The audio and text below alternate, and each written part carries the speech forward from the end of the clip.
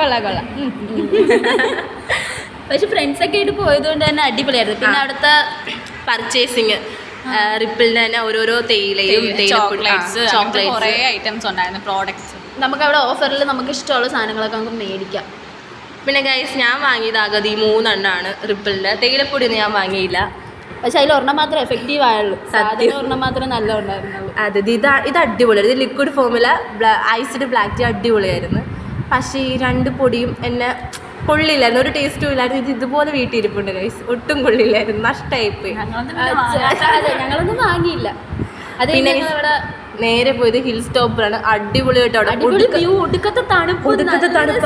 പിന്നെ നമുക്ക് ഇഷ്ടംപോലെ ചോക്ലേറ്റും അതും ഇതും ഒക്കെ പർച്ചേസ് ചെയ്യാം. അവിടെ ഒരുപാട് സാധനം, ചോക്ലേറ്റ്സും ടോയ്സും കുറേ ഉണ്ടായിരുന്നു. ഐവി ശരിക്കും അടിപൊളിയായിരുന്നു.